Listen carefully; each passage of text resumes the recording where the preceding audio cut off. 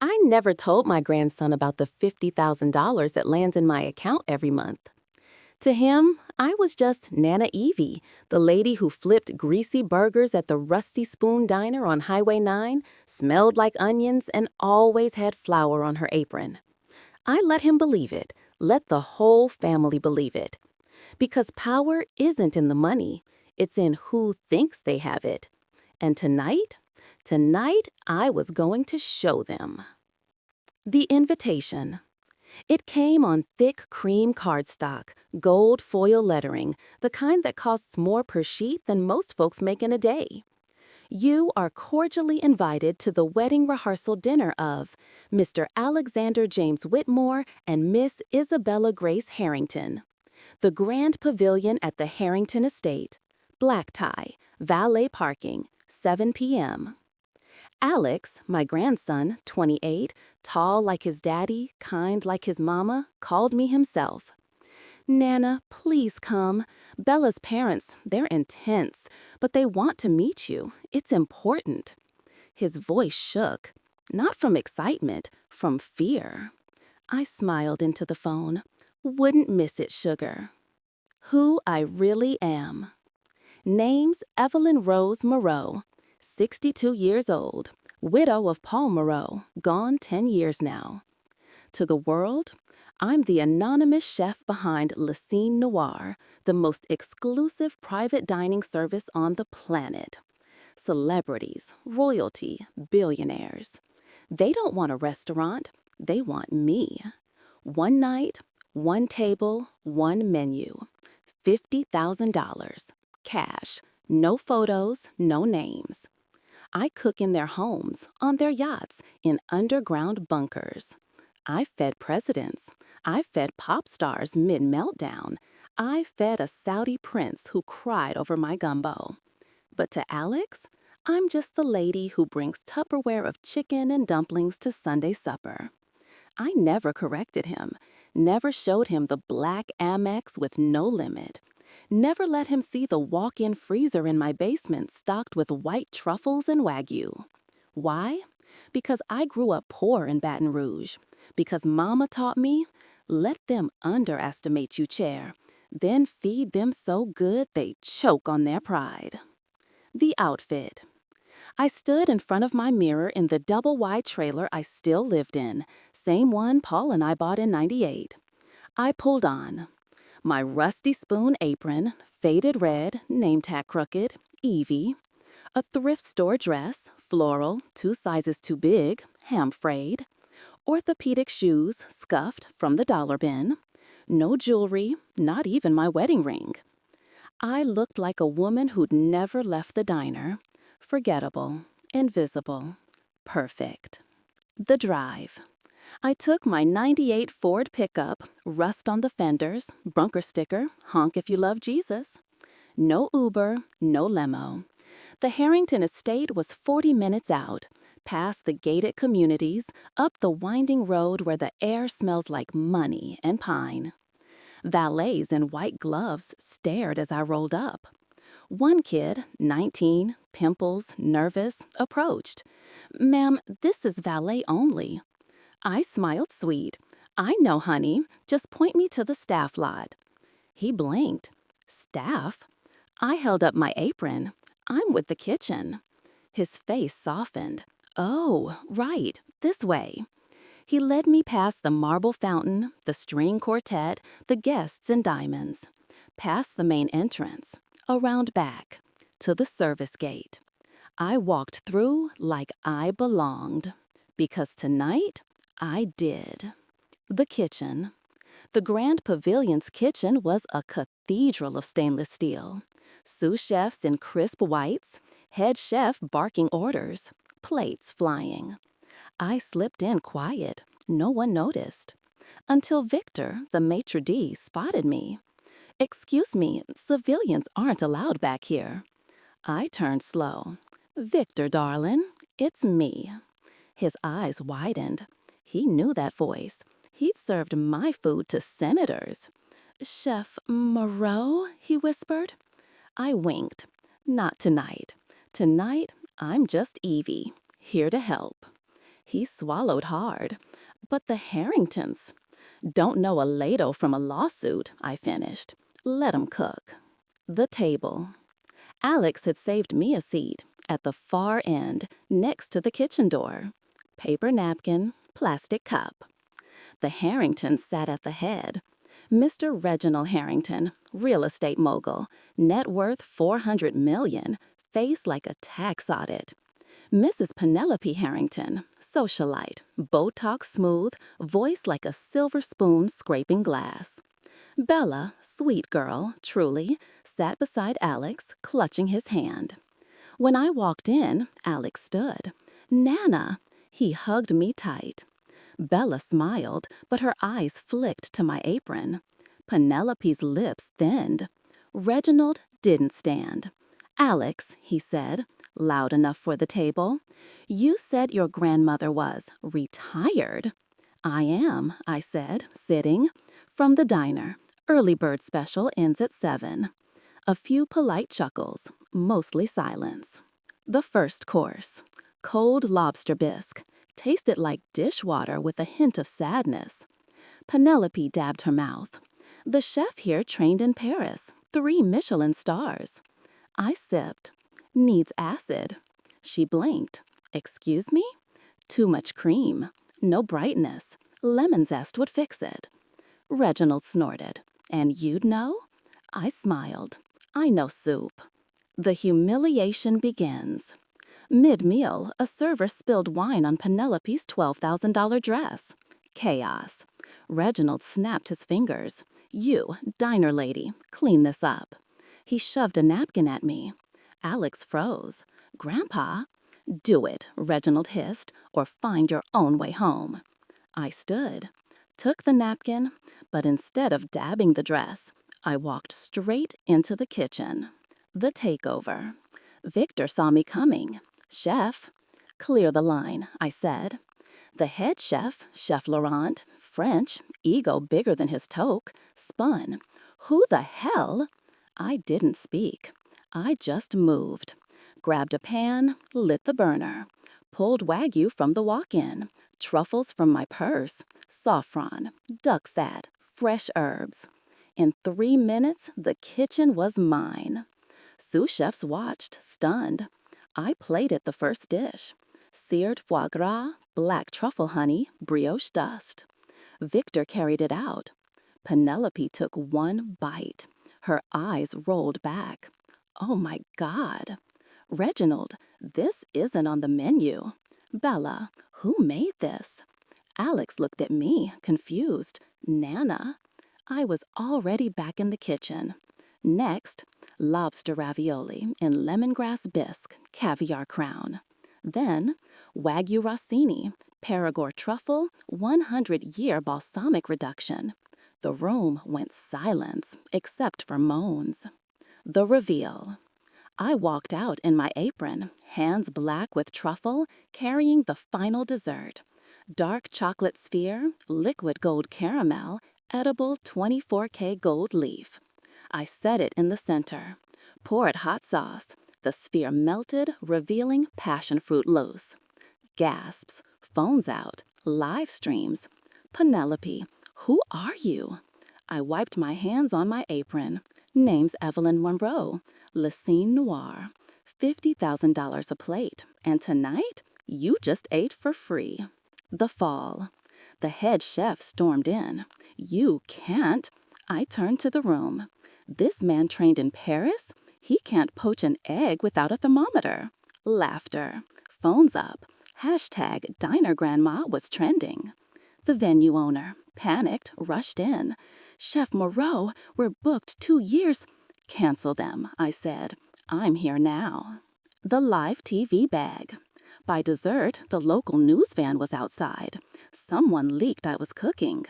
Penelope, wine-stained, desperate, grabbed the mic. Chef Moreau, please forgive us. We didn't know. Reginald on his knees. We'll pay. Anything. I looked at Alex. He was crying. Not from shame. From pride. I took the mic.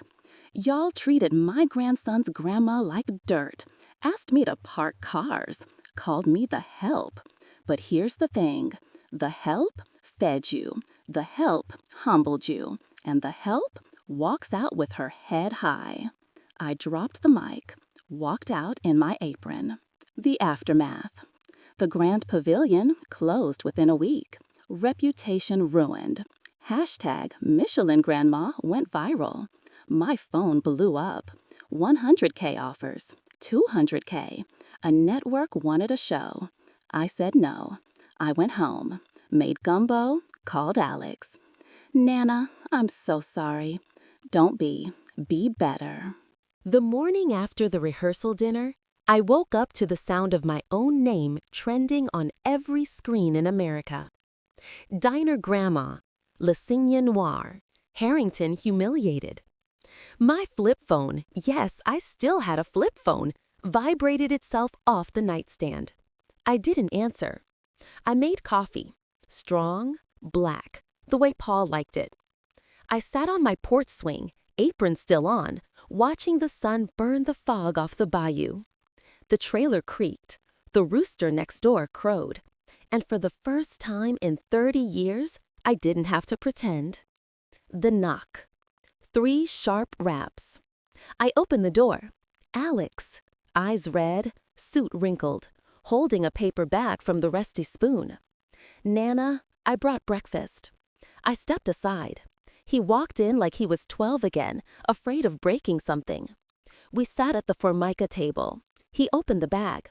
2 bacon, egg, and cheese biscuits. Extra crispy hash browns. My favorite. We ate in silence. Finally, I didn't know, he whispered. About any of it. The money, the chef thing, the power. I sipped my coffee. Wasn't yours to know. He looked up. Bella left me. I didn't flinch. She'll be back. No, she's gone. Her dad cut her off, said I was a liability. They're moving the wedding to the Maldives. No family, no me. I set my cup down. Good. He's scared. Good? Means she loved the money more than you. Better now than after the vows. The offer. Mid-bite, my phone rang. Unknown number. I answered. Chef Moreau? A woman. Crisp, New York.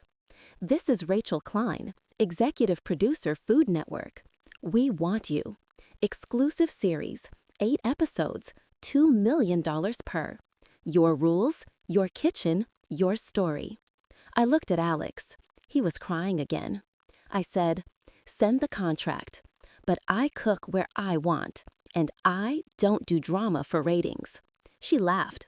After last night, drama follows you. I hung up. The return.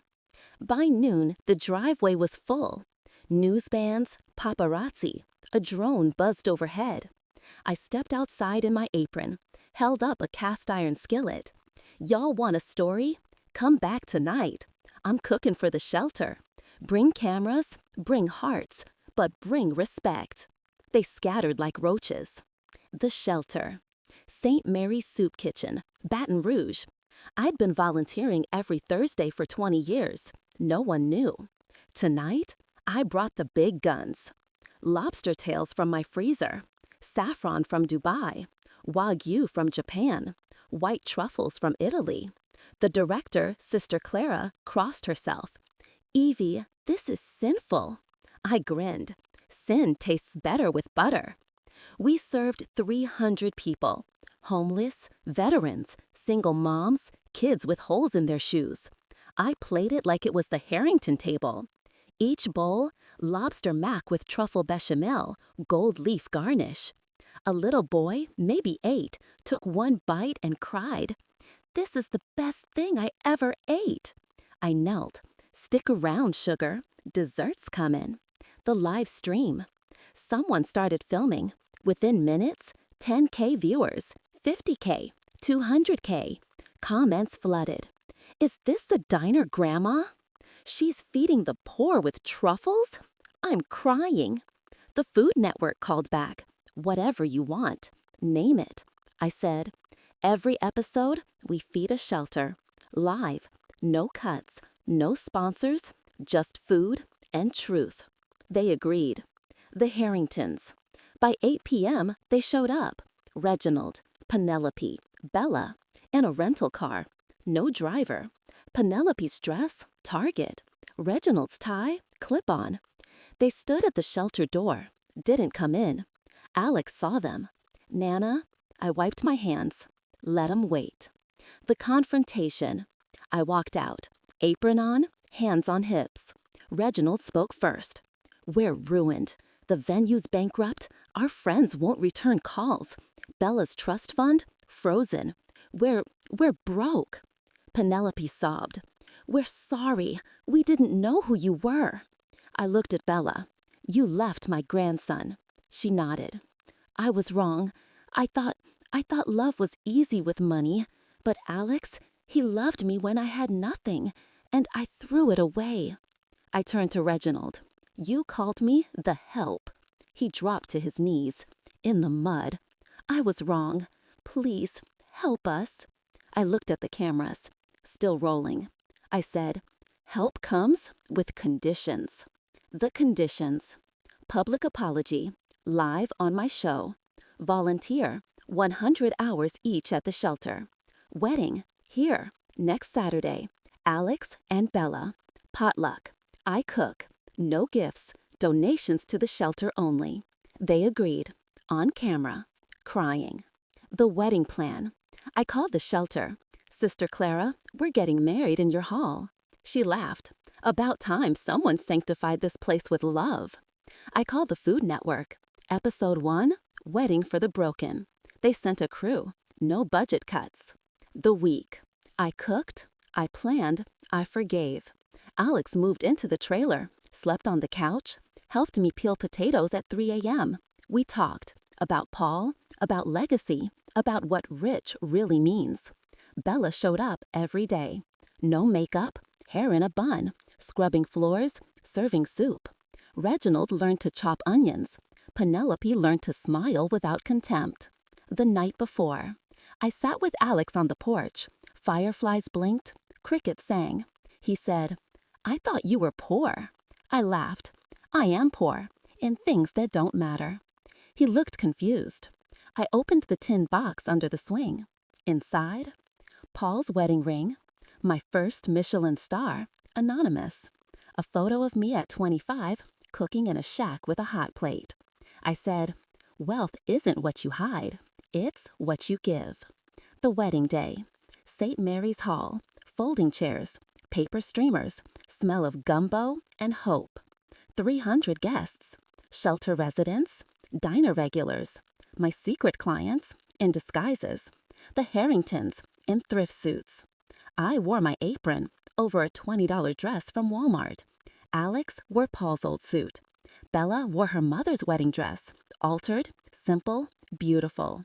I cooked gumbo with andouille and shrimp, crawfish etouffee, jambalaya, king cake with gold crown. No truffles, no gold leaf, just love. The vows. Alex, I promise to love you when the money's gone, when the world forgets us, when it's just you, me, and Nana's gumbo. Bella, I promise to choose you every day, even when I'm scared. I cried, openly, on camera. The toast. I raised a plastic cup of sweet tea. To the ones who thought they were better. To the ones who learned they weren't. To the ones who fed the hungry with their shame. And to my grandson, may you always know, the best meals are made with dirty hands and clean hearts. The aftermath. The wedding went viral. Hashtag shelter wedding. Hashtag grandma saved the day. The Food Network offered $20 million for the season. I took $1 million, gave the rest to the shelter. The Harringtons? They stayed, volunteered, learned to cook. Reginald now flips burgers at the Rusty Spoon on weekends. Penelope teaches etiquette to foster kids. Bella and Alex moved into the trailer next door, raising chickens, planning a baby. And me? I still cook, still wear the apron, still flip burgers at the diner. But now, everyone knows, and they still call me Nana Evie. The wedding was over, but the cameras never left. Food Network set up a permanent rig in the shelter's kitchen. Stainless steel counters, 8 burners, a walk-in cooler donated by a billionaire who'd eaten my gumbo in a bunker. They called the show Nana's Table. I called it Tuesday. Episode 1 aired live. Title, From Shame to Gumbo. 300 shelter guests. 1 pot, 0 script. Ratings, 12 million viewers. Highest debut in network history. They wanted more. I gave them truth. The contract. Rachel Klein flew down from New York. Private jet, Manolo heels, contract thick as a phone book. We met at the Rusty Spoon at 4 a.m. Smell of bacon grease and bleach. I was flipping eggs for the truckers. She slipped the papers across the counter. $20 million for 8 episodes. Merch, cookbooks, world tour. Your face on every box of grits in America. I cracked an egg one-handed. Take the merch. Take the tour. Keep the grits. I want one thing. She leaned in. Name it. Every episode, we feed a different city. Live. No cuts. The money? Split 50-50. Half to me, half to the shelters. She didn't blink. Done. The first road trip. City number 1, New Orleans. Location under the Clybourne Overpass. Guests, 500 homeless, displaced by Katrina, still waiting. I brought 10 cases of lobster, 50 pounds of andouille, a cast iron cauldron older than the city. We set up at dawn. No permits, no security, just me, Alex, Bella, and the Harringtons in aprons. Reginald stirred roux for 4 hours. Penelope shucked oysters until her manicure peeled. By noon, the line wrapped around the block. I plated. Lobster étouffée over dirty rice, truffle butter cornbread. A man, Vietnam vet, one leg, tears in his eyes, took a bite. This is what Sunday used to taste like. I hugged him. The cameras rolled. The backlash. By nightfall, #wasteful trending. Feeding lobster to the homeless? Disgusting. She's performative. Where's the rice and beans? Rich people cosplaying poverty. I read the comments on Alex's phone. Didn't flinch. I went live on Instagram. Apron on, face bare. Y'all mad 'cause I fed a king's meal to kings? You think poor folks don't deserve joy? You think luxury is only for those who can pay? I grew up eating mayonnaise sandwiches. I know hunger. I also know dignity. Tonight, 500 people ate like royalty. Tomorrow, they'll still be homeless, but for one meal, they were seen. Call it wasteful. I call it love. The tide turned. Donations flooded the shelter. $2.3 million in 24 hours. The second city. City number 2, Detroit. Location, abandoned church, stained glass shattered, pews gone. This time, Wagyu brisket smoked 18 hours, truffle mac with 5 cheeses, gold-dusted beignets. Guests, auto workers laid off, single dads with kids, teens aging out of foster care. A girl, 16, braids, eyes too old, asked, "Why you doing this?" I handed her a plate. 'Cause someone did it for me once. Now it's my turn. She ate, cried, hugged me so hard my apron ripped. The secret client. Mid-service, a man in a hoodie approached. Face shadowed. Chef Moreau? I nodded. He pulled out an envelope. $100,000, cash, no name. For the kids, he said. Voice familiar. I'd cooked for him in a Malibu cliff house. A-list actor, Oscar winner, hiding from paparazzi. I tucked the envelope in my bra. Didn't see you. He smiled. Feed them good. The family. Alex and Bella were thriving. She was pregnant, due in March. They turned the trailer next door into a tiny home. Solar panels, chicken coop, garden. Reginald lost 30 pounds, gained calluses, now taught cooking classes to ex-cons. Penelope started a foundation, dignity dinners. Every month, a new city. Same menu, same love. The offer I couldn't refuse. Rachel called. London wants you. Buckingham Palace. Private dinner. The Queen. I laughed. I don't do royalty. It's not a request. It's a command. I looked at Alex. He grinned. Go, Nana. Feed the Queen gumbo. London. I flew coach. Apron and carry-on. No entourage. The palace kitchen. Gold-plated everything. Staff and starts twice. Head chef, Michelin 3-star, sneered. Peasant food? He scoffed. I smiled. Wait. Menu: crawfish bisque with sherry foam, jambalaya with duck confit and lobster, beignets with chicory cream and glaze. The queen ate with a plastic spoon, my request. No silver, no pretense. She took one bite, closed her eyes. This reminds me of New Orleans, 1962. I was young, in love. He was a jazz musician. She cried, quietly. I knelt. Your Majesty, love don't care about crowns. She patted my hand, nor should food. The return. Back home, the show was a phenomenon. Nielsen ratings off the charts, Emmy nominations, Time magazine, the most powerful woman in food. I didn't read it. I was too busy. The betrayal. Episode 6, City, Atlanta. Location, MLK Center. We fed 1,000. Kids, activists, grandmothers. Mid-service, a man approached. Chef Laurent, the one I'd humiliated at the rehearsal dinner. He smiled too wide. Chef Moreau, I have a gift. He handed me a USB drive. That night, I plugged it in. Video files, audio, my voice, spliced, edited, clips of me saying, the homeless are lazy, shelters are a scam. I only do this for ratings. Deepfake. Perfect. Devastating. By morning, hashtag cancel Nana, sponsors pulling out, Food Network on damage control. The fallout. Rachel called. We're pausing the show. I said, pause hell. We're going live. The live defense. I commandeered the rusty spoon at 3 a.m. One camera, one mic, one pot of gumbo. I went live on every platform. Y'all see that video? That's not me. But you know what is me? This pot, these hands, these people. I panned the camera. Shelter guests, Alex, Bella, the Harringtons, Sister Clara. I said, I don't need to fake nothing. I've been poor. I've been hungry. I've been invisible.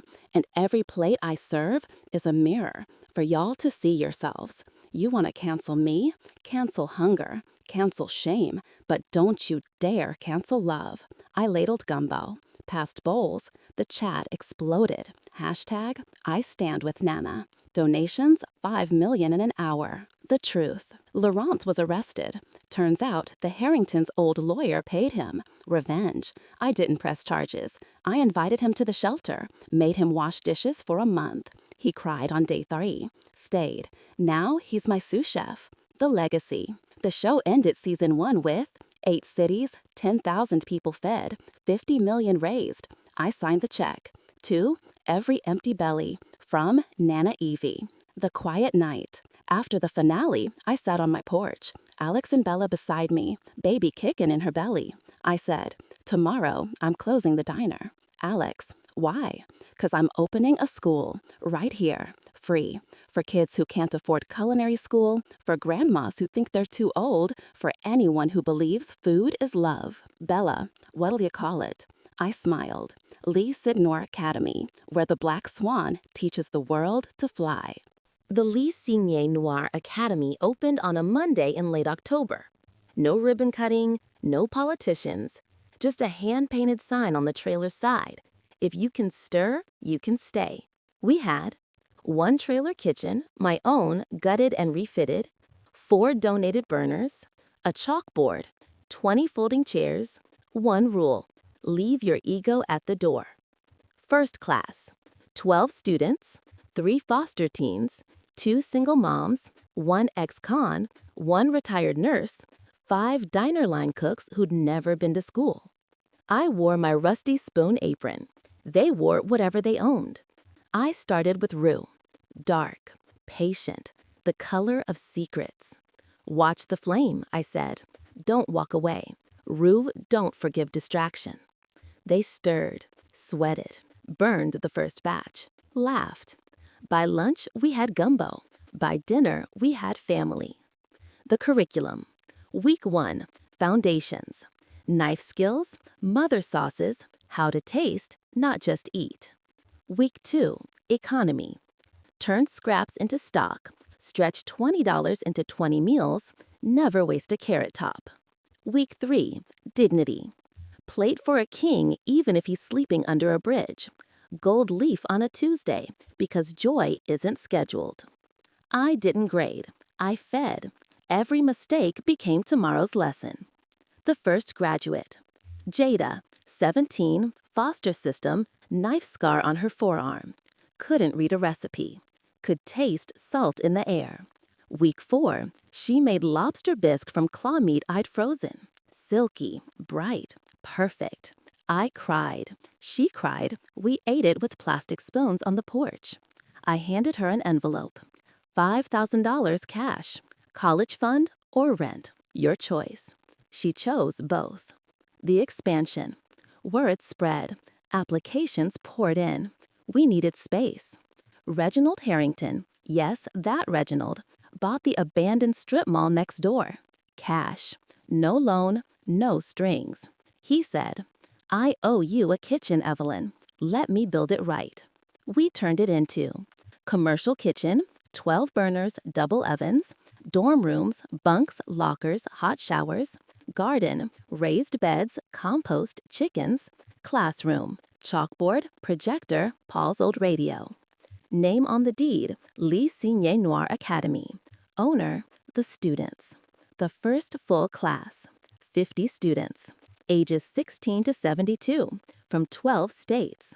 I stood on a milk crate, apron on, hands black with truffles. Welcome home. Here's the deal. You cook, you clean, you feed someone hungrier than you, every day, no exceptions. You graduate when you can teach what I taught you, not before. They cheered. The live classes. Food Network wanted content. I gave them reality. Every Saturday. Nana's Table, Academy Edition, live from the strip mall. Students cooked. I corrected. Cameras rolled. Viewers donated. Episode 1. From Prison to Pastry. Marcus ex-con, armed robbery, 15 years, made croissants that laminated like butterfly wings. He cried when they puffed. I cried when he fed them to the class. Donations $1.2 million. The first restaurant. The students wanted to earn. So we opened Swine Song Cafe inside the academy. Pay what you can. Menu. Gumbo, $0 to $50. Wagyu burger, $0 to $100. Truffle mac, $0 to $200. Rich paid high, poor paid nothing. Everyone ate the same. First night, line out the door. Billionaire in a Tesla next to homeless vet in a wheelchair, both eating gumbo.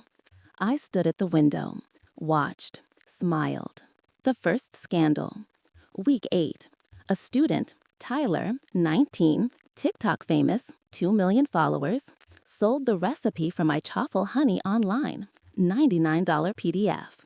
Called it Nana's Secret. The internet exploded. Hashtag Nana robbed. I called him to the kitchen, alone. He smirked. It's just business, Nana. You're rich. Why do you care? I handed him a knife. Cut this onion. Now. He did. Tears streamed. I said, that onion grew in our garden. Planted by Jada. Watered by Marcus. Picked by Sister Clara. That recipe took me 40 years. Every burn, every tear, every night I cooked for Paul while he died. You didn't steal from me. You stole from them. He dropped the knife, sobbing. I hugged him. You're not expelled. You're demoted to dishwasher until you earn the knife back. He did. 6 months. Never sold another thing. The first investor. Elon Musk. Yes, that Elon showed up unannounced. Cybertruck parked sideways, wearing a Nana's Table apron he'd printed himself. He said, I want to fund 100 academies nationwide, $500 million. I stirred gumbo. What's the catch? No catch. Just let me eat here, once a week, incognito. I handed him a ladle. Stir. Don't burn it. He did. Burned it. Laughed. Wrote the check anyway. The national rollout. Year 1. 10 academies. Atlanta, Chicago, LA, Houston, Miami, Detroit, Philly, Denver, Seattle, NYC. Each run by a graduate. Each feeding 1,000 people weekly. Year 2. 50 academies. 100,000 graduates. $1 billion raised. I stayed in Baton Rouge. Taught the first class. wore the same apron. The first death, Sister Clara, heart attack, in the garden, kneeling by the tomatoes. We buried her under the oak, planted a fig tree on her grave. The students cooked for 3 days, no classes, just grief in bowls. I spoke at the funeral. She taught me faith. I taught her roux. Together, we fed souls. Death don't end a recipe. It just changes the cook. The first baby. Bella gave birth. Pauline Eve, named after my Paul and me. 7 pounds, 3 ounces. Midwife, Jada. I held her first. She smelled like milk and gumbo. Alex whispered, "Nana, she has your eyes." I cried, quietly. The first cookbook. From my apron to yours. No photos, no measurements, just stories. The night Paul proposed over burnt rice. The first time I fed a king with a plastic spoon. The day I forgave the man who tried to destroy me. 1 million copies sold in a week, all proceeds to the Academy. The first protest, Washington, D.C. 10,000 graduates marched, aprons on, pots and spoons as drums. Demand, free culinary education in every public high school. They cooked on the National Mall. Gumbo for 50,000. Congress passed the bill. Nana's Law, signed by the president, live on TV. I watched from the trailer. Didn't go. Sent Tyler, the one who sold the recipe. He spoke, cried, redeemed. The first betrayal, again. Rachel Klein, the producer, sold the show to Netflix. $200 million deal, without telling me. She said, "It's bigger, Evelyn, global. You'll reach billions." I said, "I reached the man under the bridge. That's enough." I walked, took the students, started Swan Song Network. Student run, ad-free, donation only. First episode, Cooking with Grief, live from Sister Clara's grave. Fig tart with her recipe. 100 million viewers. 50 million donated in an hour. The first reunion. 5 years later, Baton Rouge. 1,000 graduates returned. We cooked under the oak. Fig tree now 20 feet tall. I stood on the same milk crate. Older, slower, still in the apron. I said, "Y'all came here broken, hungry, forgotten. Now look, you feed nations, you teach children, you forgive yourselves. I didn't give you a career. I gave you a mirror. And you showed the world its face." They cheered, cried, ate. The quiet night. After, I sat with Pauline, now 5, flour on her nose. She asked, "Nana, why do you still wear the apron?" I touched the faded, rusty spoon patch.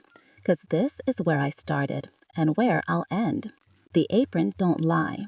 It remembers every tear, every triumph, every soul I fed. And sugar, it still fits." 5 years had passed since the Academy opened. The rusty spoon sign was gone. In its place, a bronze plaque, Le Cine Noir Academy, Baton Rouge Campus Number 1. The strip mall was a village now. Dormitories, greenhouses, a daycare where students' kids napped under murals of swans. I still lived in the double-wide, still drove the '98 Ford, still wore the same apron, now patched in 17 places. But the world had changed. The global map. 100 academies, 6 continents, 42 languages. Every campus ran the same. Pay What You Can Cafe. Live classes streamed. Graduates teaching graduates. Swan Song Network had no ads, only donations. 2.1 billion raised, 0 overhead. Every cent to food, shelter, education. The morning routine. 5 a.m., wake. Coffee, black. Sit on the porch, watch the garden wake. 5:30 a.m., first class. Roux and redemption. 12 new students, always 12, Paul's lucky number. 6:30 a.m., feed the chickens. Pauline, now 5, feeds the goats, names them after spices, cumin, saffron, paprika. 7:30 a.m., breakfast service at the cafe. Gumbo, always gumbo. Rich pay $100, poor pay a smile. The letter. One Tuesday, a courier in a black suit arrived. No logo, no return address. Envelope, heavy cream stock, wax seal, a black swan. Inside, Chef Moreau, you are summoned. Location, undisclosed. Date, November 15. Compensation, $1 million. One night, one table, one guest. No phones, no names, no questions. Reply, yes or no. I knew the seal. I'd cooked under it before. The guest, the most powerful person on earth. Identity protected by NDAs thicker than my gumbo. I wrote, yes. The preparation. I told no one, not Alex, not Bella, not the students. I packed. My cast iron skillet, Paul's wedding gift. Apron, one knife, hand-forged 40 years old. A jar of roof starter from the first pot I ever made. The courier returned, blindfolded me, drove 3 hours, helicopter, another hour, landed on a yacht. The kitchen, stainless, spotless, one burner, one fridge, one table. The guest sat alone, hooded robe, voice distorted.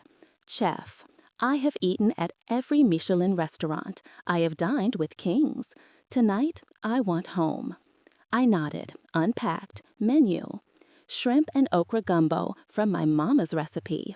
Cornbread with cracklin, peach cobbler with hand-churned ice cream. No truffles, no gold, just memory. The meal. I cooked in silence. The guest watched. First spoonful of gumbo. They froze. This tastes like my grandmother's kitchen. Louisiana, 1959, before the flood.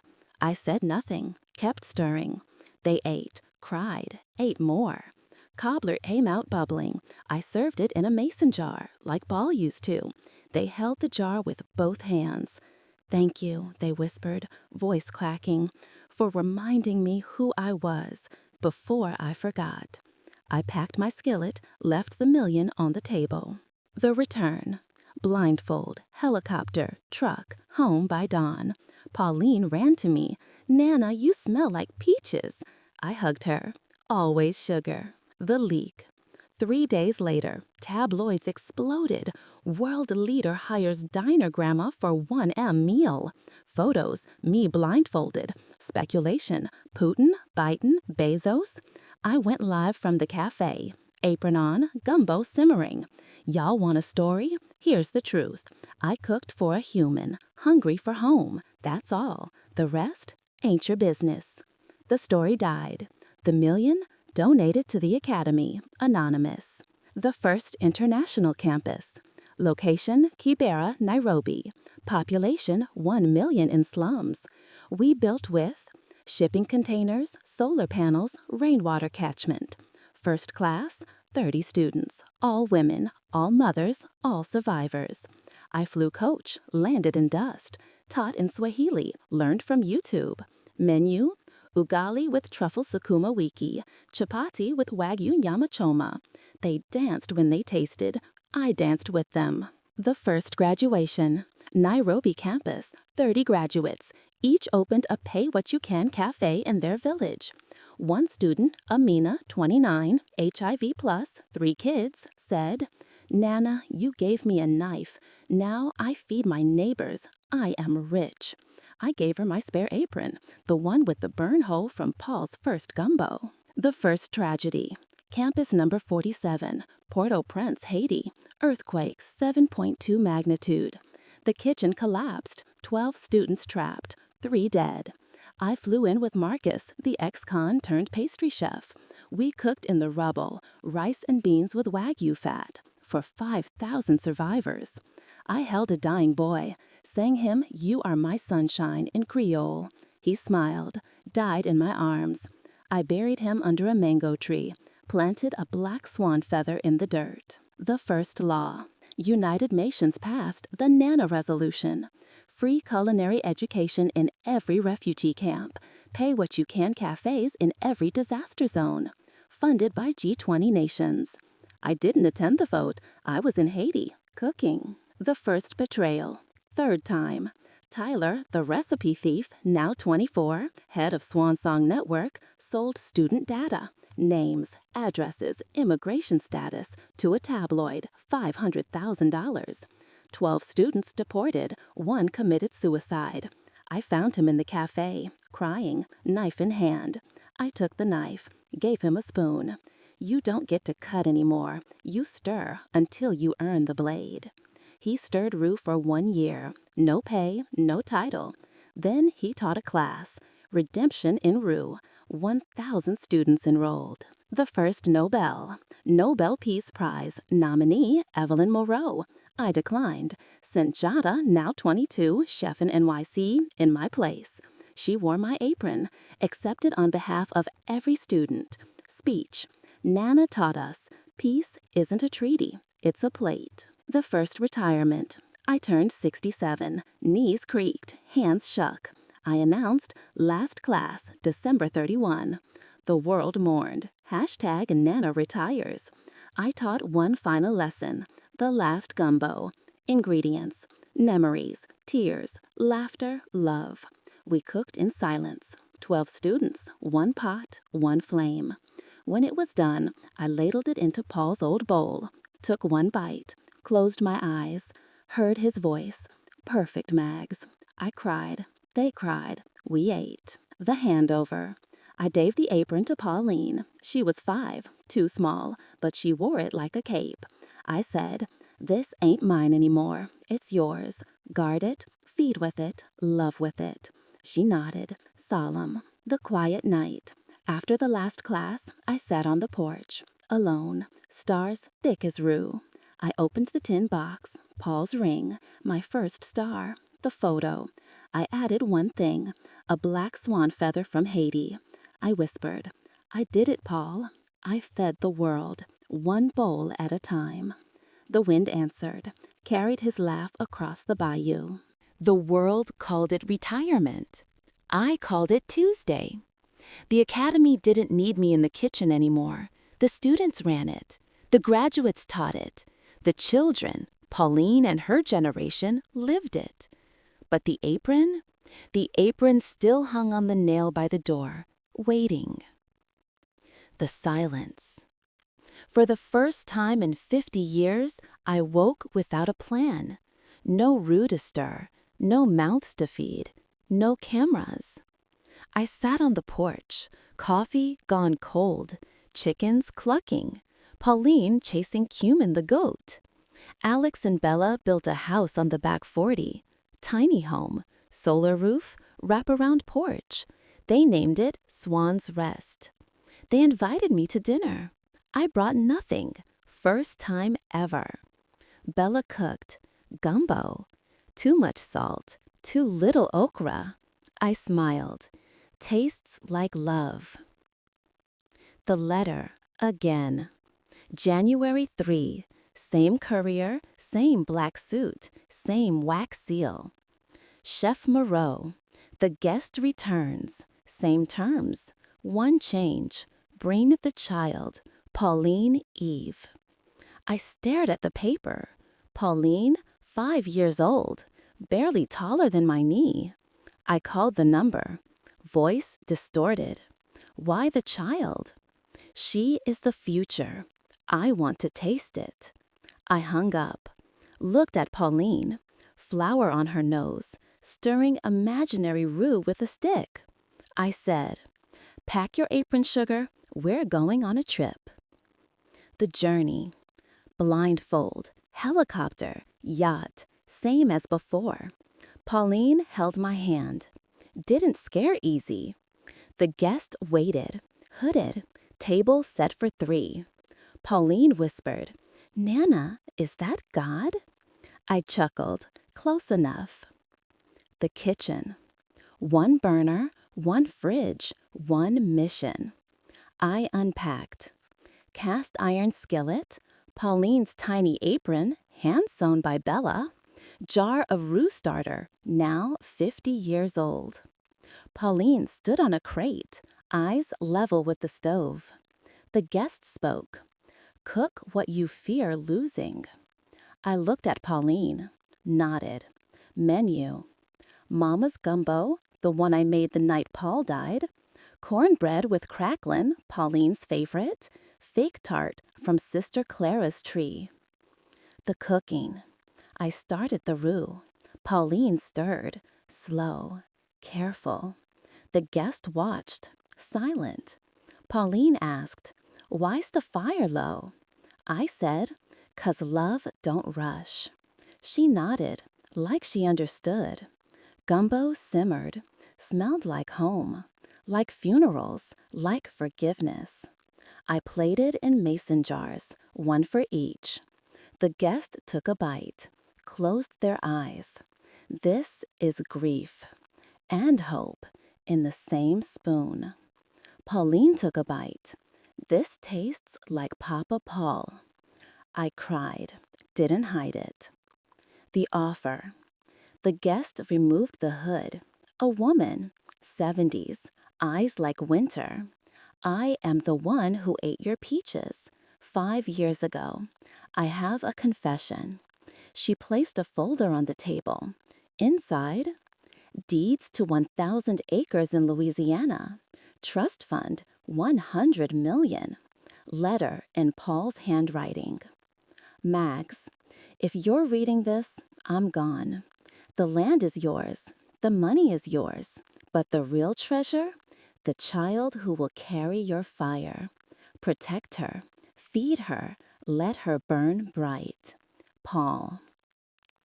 I looked at Pauline. She was licking fig jam off her fingers. The woman said, "I was Paul's sister, your sister-in-law. I left when you married. Ashamed of our family's money, I became this." She gestured to the yacht, the power, the isolation. "I want to come home." I looked at Pauline, then at the woman. I said, "Home ain't a place. It's a pot." I handed her a spoon. Stir. The return. We flew home at dawn. Pauline asleep on my lap, apron clutched in her fist. I read the deeds. The land bordered the academy, perfect for expansion. The trust? I split it. 50% to the academy, 50% to Pauline's future. I kept nothing. The new campus. Paul's Landing, 1,000 acres, built with shipping container dorms, solar kitchens, a lake for fishing, reflection, baptisms. First class, 100 students, all orphans, all under 18. Pauline, age 5, taught the first lesson, how to crack an egg. She stood on her crate, demonstrated, dropped 3, laughed. The kids laughed with her. The first global summit. Location, Baton Rouge. 1,000 graduates, 100 countries. Theme, the next 100 years. I didn't speak. I cooked. 1 pot, 1 flame. Gumbo for 10,000. Pauline stirred beside me. Her apron now fit. The graduates took bowls, passed them down rows. No speeches, just food. The first death, again. Reginald Harrington, heart attack, in the garden, kneeling by the tomatoes, just like Sister Clara. We buried him under the fig tree, next to her. Penelope spoke. He died happy, with dirt on his hands and love in his heart. I placed a black swan feather on his grave. The first wedding, again. Jada, now 27, executive chef in Paris, married Marcus, the ex-con. In the cafe, potluck, pay what you can. I officiated, wore the apron. Vows. Jada, I promise to feed you when you're broken. Marcus, I promise to stir when you can't. Pauline was flower girl, through rice and gold leaf. The first book tour, From My Apron to Yours, Volume 2. No readings, no signings, just cooking classes. Tokyo, sushi with truffle. Morocco, tagine with wagyu. Delhi, butter chicken with lobster. Every class ended with, now Feed someone who can't pay. The first scandal, again. Swan Song Network hacked. Donor list leaked. Billionaires, celebrities, politicians. Tabloids, Nana's secret elite. I went live from the porch, apron on, Pauline beside me. Doubt think I'm hiding? I ain't. The rich eat here, the poor eat here. The famous eat here, the forgotten eat here. The only secret, love don't discriminate, and neither do I. The hack traced to Tyler, again. I found him in the kitchen, crying, knife in hand. I took the knife, gave him a ladle. You stir until the pot's empty, then you start again. He did, for 1 year. No title, no fame. Then he launched Swan Song Security, student-run cybersecurity, free for nonprofits. The first Olympics, Paris 2032. Culinary Olympics, new event, Global Gumbo. 100 countries, one pot each. Judged by taste, story, impact. Team USA, Pauline, 10 years old, Jada, Marcus, Amina from Nairobi. They won gold. Pauline's Gumbo, Bayou to the world. Ingredients, Louisiana shrimp, Kenyan sukuma wiki, Haitian diriak donjong, Japanese dashi. The judges cried. The first museum, Smithsonian, the apron that fed the world. Exhibit, my apron, Paul's skillet, Pauline's tiny apron, 10,000 stories, one from each graduate. I didn't attend the opening. I was in Cubera, teaching a new class. The quiet night. After the Olympics, I sat with Pauline. She was 10, taller than the stove. She asked, Nana, when you retire, who feeds the world? I touched her cheek.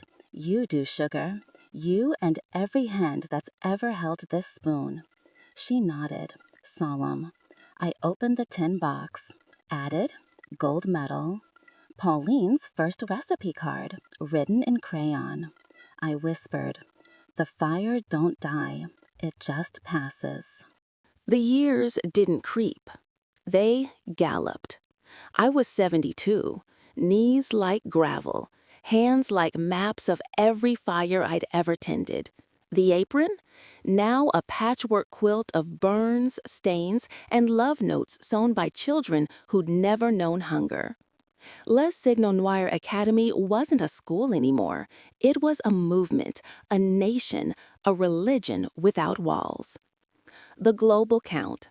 1,000 campuses, 1 million graduates, 100 million meals served annually, zero hunger in 47 cities. Swan Song Network streamed 24/7.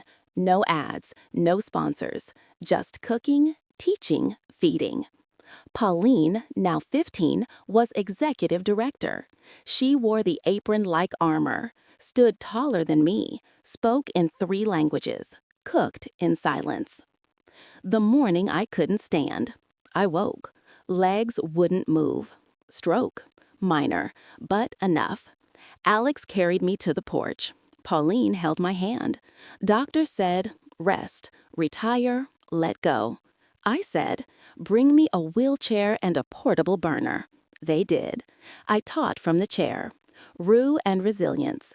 Students pushed me between stations. I stirred with one hand. Pauline stirred with the other. The first global crisis. 2037. Global food collapse. Climate, war, supply chain snapped. Truffles, gone. Wagyu, myth. Lobster, extinct in the Gulf. The world panicked. Riots in Paris, famine in Mumbai, bread lines in New York. I went live from the porch. Wheelchair, apron, one pot. Y'all listen, we don't need gold leaf. We need grit. This pot fed kings. Now it feeds survivors. Recipe, crisis gumbo. Rice, any kind. Beans, canned, dried, whatever. Greens, weeds if you must. Water, salt, love. Cook it slow. Feed your neighbor. Repeat. The stream crashed. 1 billion viewers. The crisis kitchens. Every campus became a refugee hub. Shipping container kitchens, solar stoves, hydroponic gardens. Pauline led Operation Gumbo, 10,000 mobile units, 100 countries. She flew to Syria, Ukraine, Somalia, cooked in rubble, taught in tents. I watched from the porch, proud, terrified. The first loss. Pauline's team ambushed in Sudan. 3 graduates killed. Pauline shot in the leg. She called from a field hospital, voice steady. Nana, I'm okay, but I need your roux starter. I mailed it. FedEx overnight. The jar that had fed popes and presidents now fed war orphans. The first peace treaty. G20 summit. Emergency session. Pauline, 17, crutches, apron, stood before world leaders. She placed a bowl of gumbo on the table. Eat, then talk. Hunger, don't negotiate. They ate, in silence. Treaty signed. Global Food Security Act, 10 trillion pledged, funded by luxury tax on private jets. Pauline didn't smile. She limped back to the kitchen. The first betrayal. Final time. Tyler, now 35, head of Swan Song Security, sold crisis kitchen locations to warlords. $10 million. 12 kitchens bombed, 47 dead. I found him in the cafe, hiding, knife to his throat. I wheeled in, took the knife, gave him a spoon. You don't get to die. You get to stir until the world forgets your name. He stirred roux for 5 years. No sleep, no title, no mercy. Then he built Swan Song safe houses, underground kitchens, untraceable, for the untouchable. The first reunion. 2040, Baton Rouge, 100,000 graduates. They came by foot, boat, plane, donkey, aprons on, pots clanging. I sat in my wheelchair, under the oak, fig tree now 40 feet tall. Pauline stood beside me, like scarred, eyes ancient. She said, Nana, it's time. I knew. The last class. The final roux. 1 pot, 1 flame, 100,000 students watching live. Ingredients. Ashes from every campus kitchen. Tears from every graduate. Laughter from every child fed. Love from every hand that stirred. Pauline stirred. I guided her hand. When it darkened to ebony, I said, this ain't roux. This is legacy. We bottled it. 1 jar per campus, labeled From Evelyn with Love. The last meal. That night, the cafe served 1 dish, gumbo, made with the final roux. 1 million people ate. In silence. No cameras, no speeches. I sat at the head table, Pauline on my left, Alex on my right, Bella, Jada, Marcus, Amina, Tyler. I raised a plastic cup of sweet tea. To the ones who stirred when I couldn't, to the ones who fed when I starved, to the ones who hated when I hated. This pot is empty now, but the fire lives in you. They cried. I cried. We ate. The last night, I wheeled to the porch, alone, stars like roux bubbles. I opened the tin box, added Pauline's gold medal, the final roux jar, a black swan feather from Sudan. I whispered, Paul, I'm coming home. The wind carried his voice. Stir slow, Mags. I'm waiting. The last breath. I died at dawn, in the wheelchair, apron on, hand on the tin box. Pauline found me. Didn't cry. She cooked. Gumbo for 10,000, served at my funeral, under the oak. She wore the apron, stood on the milk crate. She said, Nana didn't die. She passed the spoon. The legacy. Evelyn's law. Every school kitchen must teach 1 dish, gumbo. Every graduate must feed 1 stranger. Every apron must be patched, not replaced. The apron now hangs in the Smithsonian, next to Lincoln's hat, MLK's Bible, but every campus has a copy, hung on a nail, waiting. The quiet night. Years later, a girl, 8 years old, flower on her nose, stands in a Cabrera kitchen, stirring roux. slow. Her grandmother watches. The girl asks, "Why do we stir so long?" The grandmother smiles, "'Cause love don't rush." The girl nods, like she understands. And somewhere in the bayou wind, I smile. I was 5 when Nana died. I remember the weight of her apron on my shoulders. Too big, too heavy, too everything. She said, "Guard it, sugar. Feed with it. Love with it." I have. Every day for 30 years. The world in 2075. Zero hunger. Officially, UN declared it in 2068. Cause, La Lingua Academy. 10,000 campuses, 100 million graduates, 1 billion meals daily. The apron hangs in every kitchen, patched, stained, sacred. My morning. 5 a.m., wake in Swan's Rest. The house Alex and Bella built, now mine. Solar panels older than me. Chickens descended from cumin. 5:30 a.m., check the global gumbo map. Live feed. Every campus, every pot. Green dots equals feeding. Red dots equals crisis. Today, all green.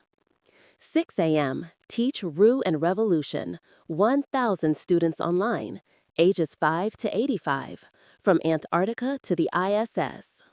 I wear the apron. Still fits. The tin box. I keep it on the porch table. Open always. Inside, Paul's ring, Nana's first Michelin star, my gold medal, the final Rue jar, now 67 years old. 1,000 black swan feathers, one from every crisis. I add one thing every year, on Nana's death anniversary. The first memory. I was 10, Paris Olympics. I stirred the winning gumbo. Nana in the wheelchair, hand on mine. She whispered, "Slow, sugar. Love don't rush." I won gold, but I won her. The second memory. I was 17, Sudan, shot in the leg. Nana's Roo starter arrived in a war zone. I cooked for orphans. One boy, Amir, 6, no tongue, pointed at the pot, smiled. I adopted him. He's 23 now, head chef in Dubai campus, speaks with his hands, cooks with his soul. The third memory. I was 25, Moon Base Alpha, first off-world campus, hydroponic gumbo, zero gravity roux. I stirred in a spacesuit, apron over NASA patches. Astronauts cried, tastes like Earth. The Global Festival. Every year, Nana's Day, December 31. 1 billion people cook gumbo simultaneously, live stream. Recipe. Whatever you have, whatever you need, whoever you love. I start the pot in Baton Rouge, under the oak. Fig tree now 60 feet tall. 10,000 campuses join. 1 billion pots, one flame. The last campus. Location, Mars Colony. Year 2074. I went. Age 34. Wheelchair. Like Nana. Red dust kitchens. Algae roux. Hydroponic okra. First class. 12 Martian-born children. Never seen rain. I taught. Gumbo is memory, even if you've never had a home. They stirred. Red dust in the pot. Tasted like hope. The last betrayal. 2080. AI takeover attempt. Swan Song network hacked by rogue algorithm. Recipe codes altered. Salt instead of sugar. Poison in place of love. 1,000 kitchens compromised. 47 deaths. I traced it to Tyler's son. Genius. Lonely. Angry. I found him on the moon campus, hiding in a lava tube. I wheeled in. Apron on. One pot. I said, "Stir."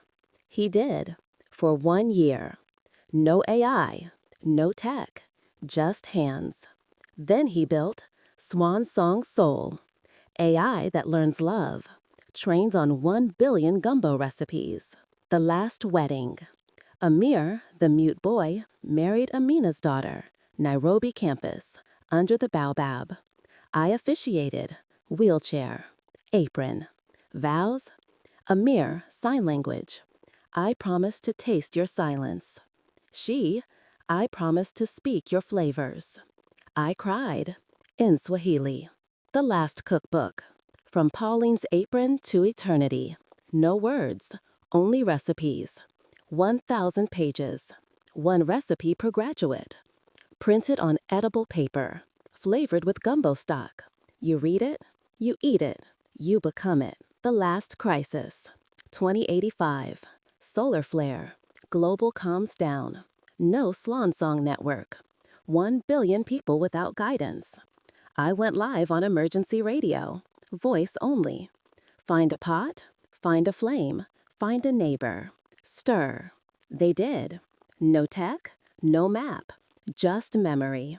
1 billion pots, 1 billion flames, 1 billion neighbors. The flare passed. The network rebooted. All green. The last class. Baton Rouge, under the oak. 1,000 students, ages 5 to 105. I wheeled to the milk crate. Couldn't stand. I said, "This is the final lesson. The empty pot. Ingredients, nothing. Instructions, remember Nana. Feed someone. Pass the apron. No demonstration, no tasting. Just silence." They understood. The last night. I sat on the porch, age 35, wheelchair, apron on. The tin box open. I added, Mars gumbo recipe, written in red dust. Amir's wedding ring, forged from meteorite. The last black swan feather, from the moon. I whispered, Nana, I did it. I fed the stars. The wind answered. Her voice, stir slow sugar. I'm waiting. The last breath. I died at dawn, in the wheelchair, apron on, hand on the tin box. Amir found me. Didn't cry. He cooked. Gumbo for 1 billion. Served under every oak, every baobab, every Martian dome. He wore the apron, stood on the milk crate. He signed. Pauline didn't die. She passed the spoon. The eternal flame. The apron now hangs in every kitchen, patched by every hand, stained by every tear, loved by every soul. The roux starter, still alive, 100 years old. 1 billion jars, 1 billion heirs. The recipe, unchanged. Gumbo is memory. Love don't rush. Feed the world. Pass the spoon. The quiet night. Somewhere in a kitchen on Europa, a child stirs roux. Slow. Her grandmother watches. The child asks, "Why do we stir so long?" The grandmother smiles. "'Cause love don't rush." The child nods, like she understands. And in the stars, Nana and I smile.